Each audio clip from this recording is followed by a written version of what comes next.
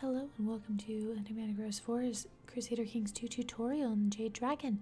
Today we are continuing to look at the UI and we're going to look at the laws page. This video will primarily focus on the inheritance laws. So the inheritance laws are probably the most important laws in your entire country in terms of actually playing the game, staying in the game, and not losing control of everything. So here is your character sheet. Here is your laws sheet. You can open it by hitting F4 on your keyboard, or you can come up here and click this lovely little gavel, and there we go. So here in the beginning is the royal laws of, here we are playing as Iri, and this is your laws sheet. So up here is the current government that is being changed by these laws. We only have Ireland, and so that is the only title here that has specific laws attached to it.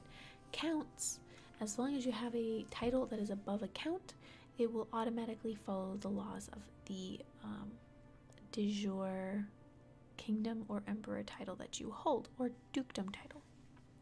So we of the Kingdom of Erie, and the same holds true for our dukedoms. If you see our dukedoms here, they have the exact same line of succession as everything else. Agnatic, cognatic, Tanistry. And we'll explain to you what those mean.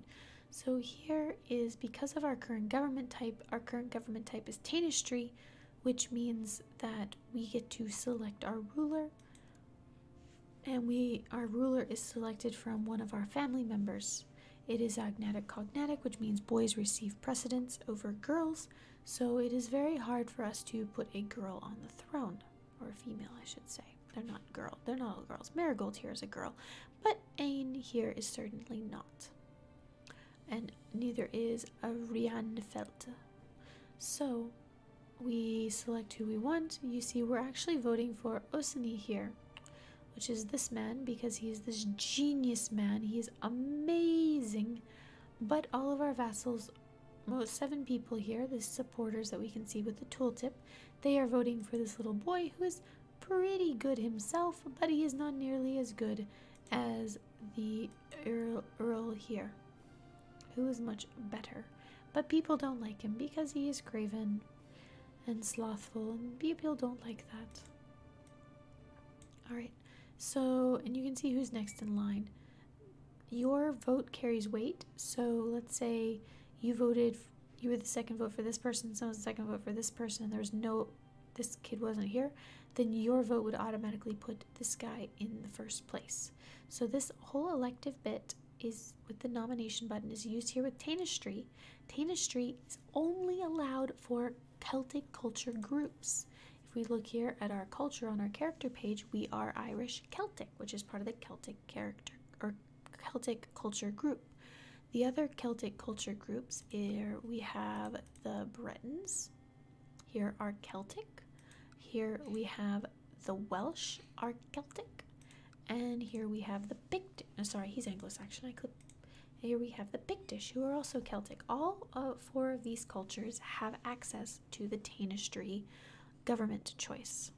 No one else does. And there are some other governments that are unique to different cultures, but as a new player, I highly recommend that you start here in Ireland, and so that is likely the most important government choice to you. The other government types we have here is we have Gavelkind. Gavelkind means that your titles are divided equally among your children. If we had 2 kingdom titles, then all this land that we own would be split in half, as our oldest daughter here would get 1 kingdom title, 1 duchy title, and then half of our county titles, while our second daughter would get the other kingdom title, another duchy title, and the rest of the counties. If this is not very good, because then your empire splits in half, and you have to work through murder or war or marriage to reunite it, which adds an extra headache. So Gavelkind, people have a love-hate relationship with Gavelkind. It does other things, like it does let you hold more land because it is much easier to lose your land. Next up, we have elective Gavelkind. Elective Gavelkind allows you to select which child you will play as. It also, if we only have one kingdom title, decides which child will get the highest tier title that you have if you only have one of them. Rather important, if you are playing as a tribal vassal, she's a kingdom. A tribal vassal, which is, there is a clan, it is this guy, tribal, then you only have access to Gavelkind, elective Gavelkind, and if you are Celtic, you have access to Tanistry, which is part of the reason that Ireland is so easy, especially if you start in 769 or 867, because you are starting as a tribal vassal or a tribal ruler. And if you can easily switch to Tanistry and hold your lands together. Otherwise, you are trapped with Gavelkind, and you have to be very careful to hold your lands together and not create more kingdoms than you can pass down properly without having everything divided in half. Next up, we have Seniority. Seniority means that the oldest person in your dynasty inherits. Your dynasty, remember, is here in your dynasty tree. We have 105 members. That means if we had seniority, our inheritance would pop around all through the family to whoever just happened to be the oldest. You would also not rule for very long, which is problematic, especially because you can only change these government succession laws, inheritance laws, if you have reigned for at least 10 years. As you can see here, we cannot change these laws right now because no vassals are fighting each other. There are a bunch of other conditions. As you can see here, you have to be at peace, you can have no regency, your title cannot be a viceroyalty, and no one who is your vassal can have a negative opinion of you. This means the larger your kingdom is, the harder it is to hold together, the harder it is to change your laws because you have to make everyone like you. Right now, these vassals over here are fighting each other, but we could easily come here and we could enforce realm peace if we actually had an empowered council, but we will talk about that later. That is one way to make your council stop fighting, or your vassals stop fighting, so you can change the law. Next up, we have primogeniture. Primogeniture is probably the most common one that you know of. It means the oldest child inherits all the titles. They get everything. Younger children get nothing. And that's probably the most common one we know of throughout history. Below that, we have the elective monarchy. This means that it is elected, but it is elected from the next tier below, and so the title can be passed around outside of your family.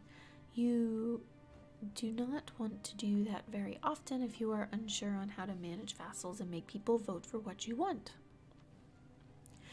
But it is a fairly nice title. If you play in 1066 with the Holy Roman Emperor, then the HRE, the Holy Roman Empire, HRE, has a elective monarchy for the emperor title, so it passes around among all the different dukes, and it passes on to the next person when the current emperor dies.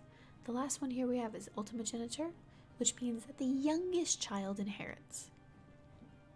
You can quite often be stuck with regency councils if you tend to have a lot of children, especially later in life. But it does mean that you get more time to rule as that child, because quite often if you have primogeniture, then the oldest child, like here, our daughter is 25. We are 47. If our daughter was going to be inheriting, she would probably be in her 30s or 40s, which would mean we would not have much time to play with her. And your realm is more stable the fewer different rulers you have. So those are the succession laws. Over here we have the gender laws. There are 3 gender laws here in Crusader Kings 2.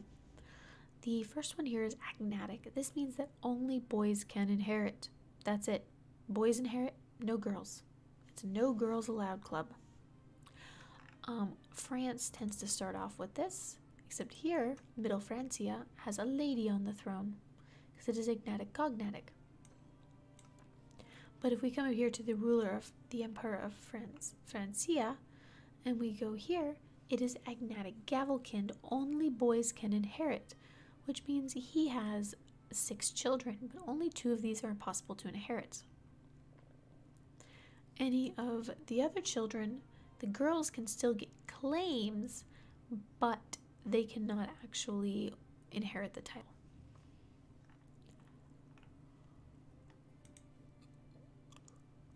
Next up, we have agnatic cognatic, which is what we have, which means that boys inherit first, but girls can still inherit if there are no boys. This is what the Kingdom of England, the United Kingdom as you know it now, had for so many years. We only got great queens like Queen Elizabeth I, Queen Victoria, and Queen Elizabeth II because there were no boys who were in the direct line ahead of them. And that's simply how it works. So that is agnatic cognatic. The last one is absolute cognatic, which means girls and boys inherit the same. This is the current truth in the on the British Isles. The Queen of England, Queen Elizabeth, her now the girls inherit just as equally as the boys, but currently the boys are all the oldest children, so it's not any change from how it has been in the past, but it could be changed. So those are the 3 gender laws. Those are the different succession laws. There are a few other succession laws, like if you were playing Muslim, you have access to their open succession. If you are playing as a horse lord out here, then things work differently as well. Nomad succession, but those will be covered later in specific videos. So I hope this helps you with the succession laws. I will continue to make more about the other laws, but the succession laws are certainly the most important when you are learning to play the game. The others you can typically get away with not changing so much. One thing to note though is the absolute cognatic law cannot happen until you have raised status of women all the way to full, and this can only be done if you have raised your tolerance here to tolerance level 6, which unlocks full status of women. One thing to also note, is primogeniture here has to be unlocked by having late feudal administration or imperial administration.